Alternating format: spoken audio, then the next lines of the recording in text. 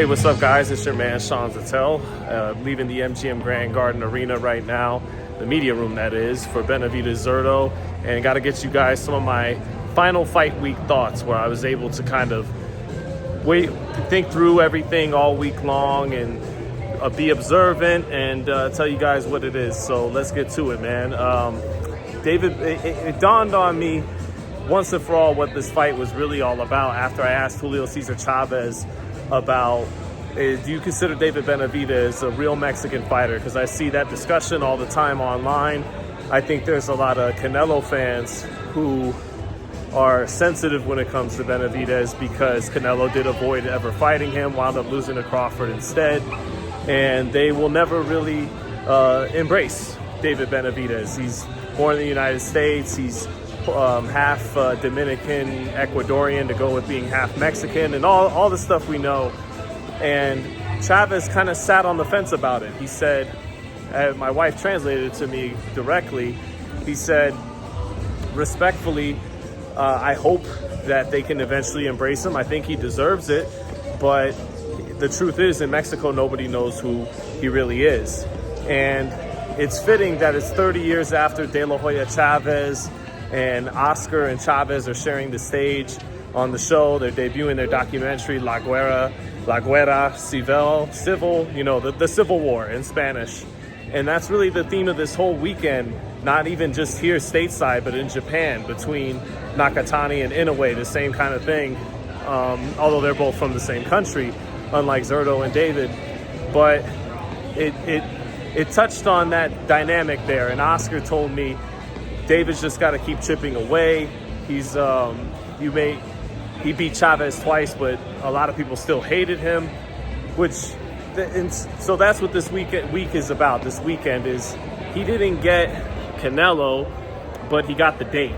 And yeah, he's fighting a meh kind of Gilberto Ramirez when it comes to being truly respected and recognized as some kind of top flight champion, but it's a fighter from Mexico on Cinco de Mayo. But what's important, more than any kind of verbal acknowledgement, is just getting them to watch you fight. And that's what they did do for Oscar De La Hoya. That's what they did do for Fernando Vargas. And interestingly enough, Julio Cesar Chavez walked out Fernando Vargas. So obviously he saw him as some kind of Mexican descent to hold him out. But this is, it's fitting that it's 30 years to the date, not the date, but 30 years or so from De La Hoya Chavez. Oscar said to me earlier today that he's in the position I was in when he had to do that. So I don't think, I don't think David will ever be able to reach the stature of a Oscar De La Hoya or Canelo Alvarez, a box office draw. You know, Oscar won a gold medal. He's a pretty boy. Canelo, you know, was this handsome redhead guy actually from Mexico. But David Benavidez is building into his own star, into his own right, because last time I checked, whoever holds these dates is the motherfucking man. And he's not the man yet, but this is his audition to become the man. The reason why Inoue got to fill that vacant spot when Canelo was fighting in Saudi last year is because he's the fucking man. He's pound for pound one of the best. So this is an audition for Benavidez. This is his consolation prize for not getting the Canelo Alvarez fight. He gets to fight a Mexican champion from Mexico. He's not the underdog, but he is the smaller man. And I'm reminded of leaving T-Mobile after Canelo Berlanga, where some fans were like, man, that Berlanga, he gave a good effort, huh? They liked it. They were more casual boxing fans supporting the Mexican fighter. I think that was on Mexican Independence Day, that fight. And it's not that they really saw a great effort from Berlanga, it's that they walked away happy because they saw, in their eyes, a relatively exciting 12-round battle where the guy they showed up for as the A side, as the Mexican fighter, won. And same kind of thing here. It's Benavidez, even if he looks, I could foresee, before I got to the weigh-in, I could foresee a scenario where Benavidez was going to look vulnerable and actually take a bump from the purists who would be saying, hey, Opatai will be too much for him at 200 pounds. He got exposed a little bit. Zurdo exposed certain things in him. The fight was really tough. We think Bivol beats him when he goes back to light heavyweight. But those Mexican fans that are more casuals, and if you have overlap, if you're a Mexican fan listening and you are a hardcore or are a purist of the sport, this doesn't really apply to you. But to the more casual fan base you're trying to build up, as long as you win a fight and it's an exciting fight and you come out on top of it, you stay in the winner's bracket, it's gonna move the needle for you with that fan base, because they love exciting fights. So I think having the date on Cinco de Mayo, if he can win the fight, which I think he will, then this is gonna move the needle in the right direction for him, however big or however small. And it's funny, again, to the Canelo fans who will begrudgingly be watching him, maybe a lot of them hoping he loses to a fighter actually from Mexico. Remember, Mexican fans embrace Triple G, who's not Mexican at all, and he ditched that gimmick as soon as he actually lost to a fighter from Mexico in Canelo, because he was so upset about the judging in those fights.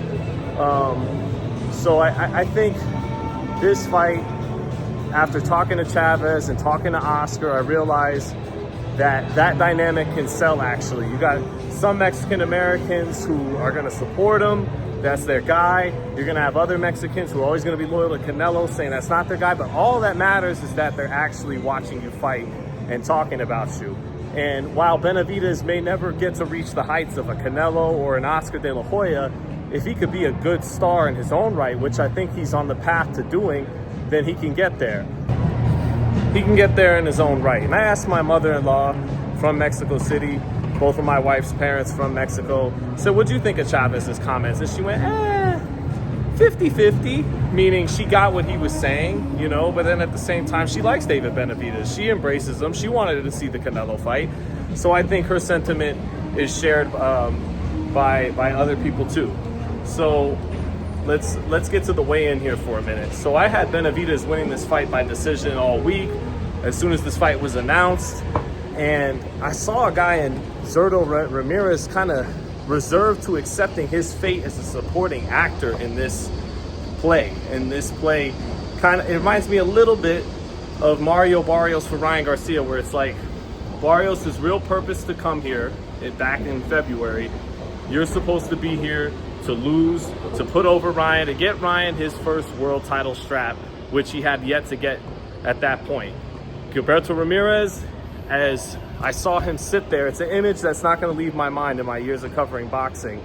I saw him sit there as the mariachi played for David Benavidez, and here he is, the fighter actually from Mexico. Here he is, the actual defending unified champion, having to sit and wait for 3-4 minutes, about 3 minutes, while the mariachi band stands in front of him and makes him disappear from the crowd at MGM Grand Garden Arena, and they play their song, and he just kind of sits there. I don't see any fire, any defiance, these motherfuckers are disrespecting me, how dare they, you know, none of that. And I understand that's not necessarily Zurdo's temperament. He's coming in with, he said, be careful what you wish for. He's coming in maybe like a silent killer. Maybe he flips the script. But I saw a guy who's resigned to accept the script as a supporting actor, and it really made me feel no doubt that David Benavidez will win this fight. And I remember being at T-Mobile when Terrence Crawford had his weigh-in for Errol Spence, and he seized the crowd, he seized the moment. He let everybody know from his aura, the kids call it now, this is my weekend, this is my show, and there's nothing anybody could do about that. And he rapped the whole Mr. Carter thing. Same thing with Benavidez. He snatched the mic from Miguel Flores a couple of times, made the crowd chant Monstro on 3 with him, and he just seized it. And if you go back and watch my weigh-in video, he just has that eye, he has that edge. And Zurdo Ramirez, in comparison, does not. And remember, that's not just me being armchair psychologist. He told me in the beginning of the week, I want to take a break from boxing. He told Marcos Villegas last week, I only have 2 fights left and I want to get out of here. David Benavidez, he likes the air up here. And what I mean by that is he likes getting to this point where now he has the one of the 2 most significant dates in American boxing, and that's Cinco de Mayo weekend and Mexican Independence Day. And Mexican Independence Day is wide open and vacant because Canelo will be fighting Mobili in September. So that's that. And you know, early in the week when I saw Benavidez work out, I'm like, he looks a little tired after 9 minutes of his public workout. He looks heavy.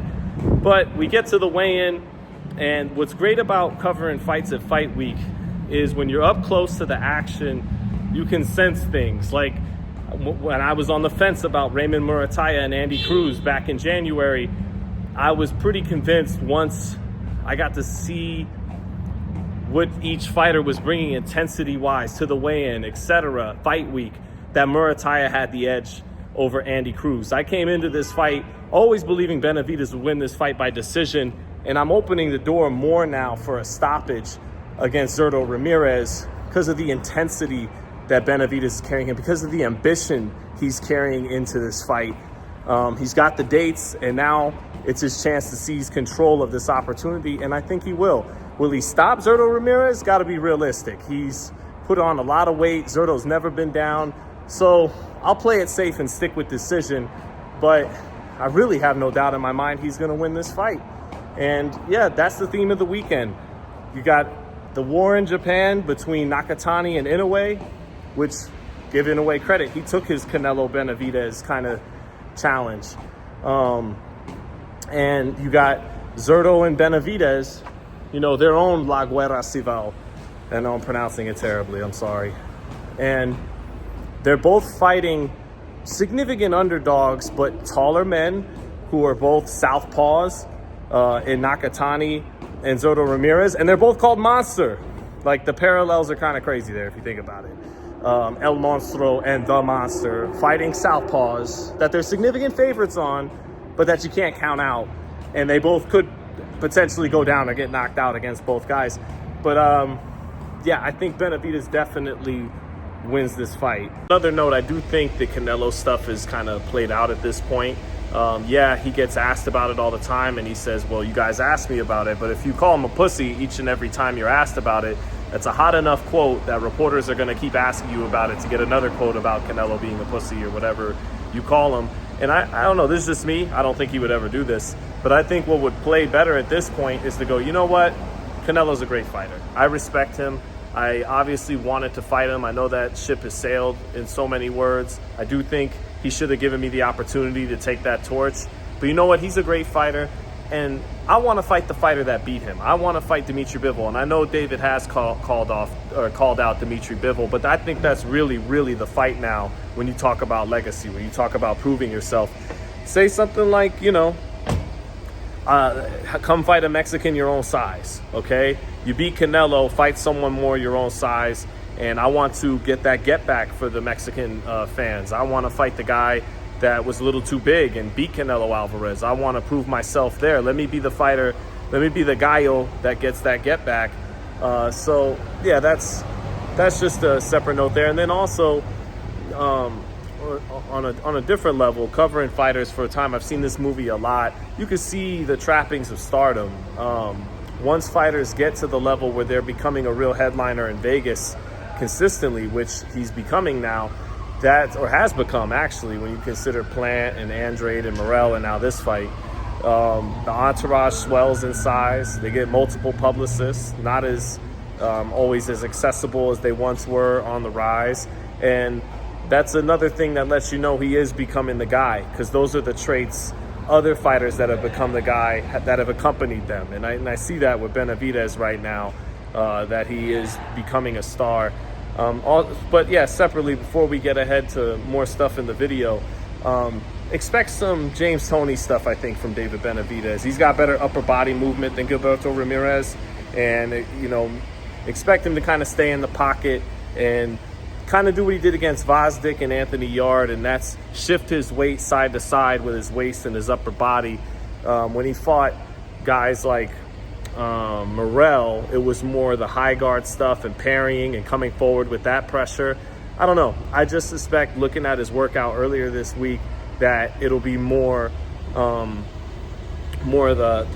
upper body movement, James Toney style, that a guy I think he worked with a few times in recent times. So yeah, look out for that. To the point I made earlier about Canelo, and it's about kind of forcing them to have to get along with the program, with even the Canelo psycho fans who will be begrudgingly watching this fight, and kind of subconsciously accepting Canelo's getting older. I like the Mobili fight. Actually, I think Canelo's going to win that fight, and it'll be fun to watch. But Canelo's getting older. He's vacated 3 of the last 4 dates: Cinco de Mayo, Mexican Independence Day, Cinco de Mayo, Mexican Independence Day. And the one he showed up for, he lost as a favorite to Terrence Crawford, okay? And Canelo's an all-time great, no doubt about it. But at some point, it has to be moved on to another fighter.